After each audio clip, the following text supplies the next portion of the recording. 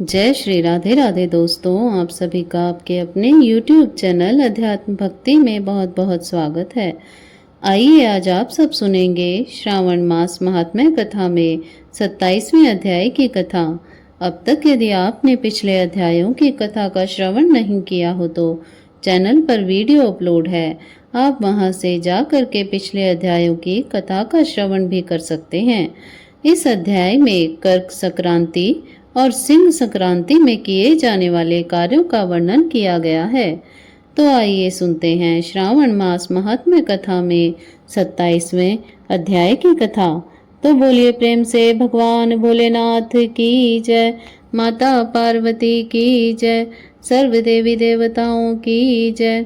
ईश्वर बोले, हे सनत कुमार, श्रावण मास में कर्क संक्रांति तथा सिंह संक्रांति आने पर उस समय जो कृत्य किए जाते हैं उन्हें भी मैं आपसे कहता हूँ। कर्क संक्रांति तथा सिंह संक्रांति के बीच की अवधि में सभी नदियां रजस्वला रहती हैं, अतः समुद्रगामी नदियों को छोड़कर उन सभी में स्नान नहीं करना चाहिए। कुछ ऋषियों ने यह कहा है कि अगस्त्य के उदय उपरांत ही वे रजस्वला रहती हैं। जब तक दक्षिण दिशा के आभूषण स्वरूप अगस्त्य उदित नहीं होते तभी तक वे नदियां रजस्वला रहती हैं और अल्प जल वाली कही जाती हैं। जो नदियां पृथ्वी पर ग्रीष्म ऋतु में सूख जाती हैं, वर्षा काल में जब तक 10 दिन न बीत जाएं, तब तक उनमें स्नान नहीं करना चाहिए। जिन नदियों की गति स्वतः 8000 धनुष तक नहीं हो जाती, वह जब तक वे नदी शब्द की संज्ञावली में नहीं होती, अपितु वे गर्त कही जाती हैं। कर्क संक्रांति के प्रारंभ में 3 दिन तक महानदियां रजस्वला रहती हैं। वे स्त्रियों की भांति चौथे दिन शुद्ध होती हैं। हे मुने, अब मैं महानदियों को बताऊंगा, आप सावधान होकर सुनिए। गोदावरी, भीमरथी, तुंगभद्रा, वेनिका, तापी, पयोष्णी, ये 6 नदियां विंध्य के दक्षिण में कही गई हैं। भागीरथी, नर्मदा, यमुना, सरस्वती, विशोका, वितस्ता, ये 6 नदियां विंध्य के उत्तर में कही गई हैं। ये 12 महानदियां देव ऋषि क्षेत्र से उत्पन्न हुई हैं। हे मुने, देविका, कावेरी, वंजरा, कृष्णा, ये महानदियां कर्क संक्रमण में प्रारंभ में 1 दिन तक रजस्वला रहती हैं। गौतमी नामक नदी कर्क संक्रमण होने पर 3 दिनों तक रजस्वला रहती है। चंद्रभागा, सती, सिंधु, सरयू, नर्मदा, गंगा, यमुना, प्लक्ष जाला, सरस्वती, ये जो नाद संज्ञा वाली नदियां हैं, वे रजोदोष से युक्त नहीं होती हैं। शोण, सिंधु, हिरण्य, कोकिल, अहित, घरघर और शतद्रु, ये 7 नाद पवित्र कहे गए हैं। धर्म द्रव्यमयी गंगा, पवित्र यमुना तथा सरस्वती, ये नदियां गुप्त रजोदोष वाली होती हैं, अतः ये सभी अवस्थाओं में निर्मल रहती हैं। जल का यह रजोदोष नदी तट पर रहने वालों को नहीं होता है। रजोधर्म से दूषित जल भी गंगा जल से पवित्र हो जाता है। प्रसवावस्था वाली बकरियां, गाय, भैंसे व स्त्रियां और भूमि पर वृष्टि के प्रारंभ का जल, ये 10 रात व्यतीत होने पर शुद्ध हो जाते हैं। कुएं तथा बावली के अभाव में अन्य नदियों का जल अमृत होता है। रजोधर्म से दूषित काल में भी ग्राम भोग नदी दोष में नहीं होती है। दूसरे के द्वारा भरवाए गए जल में रजो दोष नहीं होता है। उपाकर्म में, उत्सर्ग कृत्य में, प्रातः काल के स्नान में, विपत्तियों में, सूर्य ग्रहण काल में तथा चंद्र ग्रहण काल में रजो दोष नहीं होता है। हे सनत कुमार, अब मैं सिंह संक्रांति में गो प्रसव के विषय में कहूँगा। सिंह राशि में सूर्य के संक्रमण होने पर यदि गौ प्रसव होता है, तब जिसकी गाय प्रसव करती है उसकी मृत्यु 6 महीनों में हो जाती है। मैं इसकी शांति भी बताऊंगा। इससे सुख प्राप्त होता है। प्रसव करने वाली उस गाय को उसी क्षण ब्राह्मण को दे देना चाहिए। उसके बाद घृत मिश्रित काली सरसों से होम कराना चाहिए।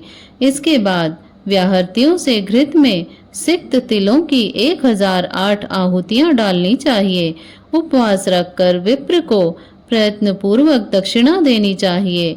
सिंह राशि में सूर्य के प्रवेश करने पर जब गोष्ठ में गौ प्रसव होता है तब कोई अनिष्ट अवश्य ही होता है, अतः उसकी शांति के लिए शांति कर्म अनुष्ठान करना चाहिए। अस्य वाम इस शुक्त से तथा तद्विषणो इस मंत्र से तिल तथा घृत से 108 आहुतियां देनी चाहिए और मृत्युंजय मंत्र से 10,000 आहुतियां डालनी चाहिए। उसके बाद श्री शुक्त अथवा शांति शुक्त से स्नान करना चाहिए। इस प्रकार किए गए विधान से कभी भी भय नहीं होता है। इसी प्रकार यदि श्रावण मास में घोड़ी दिन में प्रसव करे तो इसके लिए भी शांति कर्म कराना चाहिए। उसके बाद दोष नष्ट हो जाता है। हे सनत कुमार, अब मैं कर्क संक्रांति में, सिंह संक्रांति में तथा श्रावण मास में किए जाने वाले शुभ प्रद दान का वर्णन करूंगा। सूर्य के कर्क राशि में स्थित होने पर घृत धेनु का दान तथा सिंह राशि में स्थित होने पर सुवर्ण सहित छत्र का दान श्रेष्ठ कहा जाता है तथा श्रावण मास में दान अति श्रेष्ठ फल देने वाला कहा गया है। भगवान श्रीधर की प्रसन्नता के लिए श्रावण मास में घृत कुंभ, घृत धेनु तथा फल विद्वान ब्राह्मण को प्रदान करने चाहिए। मेरी प्रसन्नता के लिए श्रावण मास में किए गए दान अन्य मासों के दानों की अपेक्षा अधिक अक्षय फल देने वाले होते हैं। 12 महीनों में इसके समान अन्य मास मुझको प्रिय नहीं है। जब श्रावण मास आने को होता है तब मैं उसकी प्रतीक्षा करता हूँ। जो मनुष्य इस मास में व्रत करता है वह मुझे परम प्रिय होता है, क्योंकि चंद्रमा ब्राह्मणों के राजा हैं, सूर्य सभी के प्रत्यक्ष देवता हैं।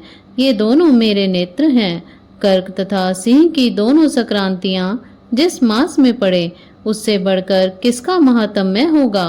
जो मनुष्य इस श्रावण मास में पूरे महीने प्रातः काल स्नान करता है वह 12 महीनों के प्रातः स्नान का फल प्राप्त करता है। यदि मनुष्य श्रावण मास में प्रातः स्नान नहीं करता है तो वह 12 महीनों में किए गए उसके स्नान का फल निष्फल हो जाता है। हे महादेव, हे दया सिंधे, मैं श्रावण मास में उषा काल में प्रातः स्नान करूंगा। हे प्रभु, मुझे विघ्न रहित कीजिए। प्रातः स्नान करके शिवजी की पूजा करके श्रावण मास की सत्कथा का प्रतिदिन भक्ति पूर्वक श्रवण करना चाहिए। बुद्धिमान व्यक्ति इस प्रकार से ही मास व्यतीत करता है। अन्य मासों की प्रवृत्ति पूर्णमासी प्रतिपदा से होती है, किंतु इस मास की प्रवृत्ति अमावस्या की प्रतिपदा से होती है। श्रावण मास की कथा के महात्म्य का वर्णन भला कौन कर सकता है। इस मास में व्रत, स्नान, कथा, श्रवण आदि से जो 7 प्रकार की वंध्या स्त्री होती है वह भी सुंदर पुत्र प्राप्त करती है। विद्या चाहने वाला विद्या प्राप्त करता है। बल की कामना करने वाले को बल मिल जाता है। रोगी आरोग्य प्राप्त कर लेता है। बंधन में पड़ा हुआ व्यक्ति बंधन से छूट जाता है। धन की अभिलाषी धन को पा लेता है। धर्म के प्रति मनुष्य का अनुराग हो जाता है तथा पत्नी की कामना करने वाला उत्तम पत्नी पाता है। हे मानद, अधिक कहने से क्या प्रयोजन। मनुष्य जो जो चाहता है उसको पा लेता है और मृत्यु के बाद मेरे लोक को पाकर सानिध्य में आनंद प्राप्त करता है। कथा सुनाने के बाद वस्त्र, आभूषण आदि से कथावाचक की विधिवत पूजा करनी चाहिए। जिसने वाचक को संतुष्ट कर दिया उसने मानो मुझ शिव को प्रसन्न कर दिया। श्रावण मास का महात्म्य सुनकर जो वाचक की पूजा नहीं करता यमराज उसके कानों को छेदते हैं और वह दूसरे जन्म में बहरा हो जाता है। अतः सामर्थ्य अनुसार वाचक की पूजा करनी चाहिए। जो मनुष्य उत्तम भक्ति के साथ यह श्रावण मास का महात्म्य पाठ करता है अथवा सुनता है अथवा दूसरों को सुनाता है उसको अनंत पुण्य की प्राप्ति होती है। इस प्रकार श्री स्कंद पुराण के अंतर्गत ईश्वर सनत कुमार संवाद में श्रावण मास महात्म्य में नदी रजोदोष, सिंह गो प्रसव, सिंह करकट, श्रावण स्तुति वाचक पूजा कथन नामक 27वां अध्याय पूर्ण हुआ। तो बोलिए प्रेम से भगवान भोलेनाथ की जय, माता पार्वती की जय, सर्व देवी देवताओं की जय।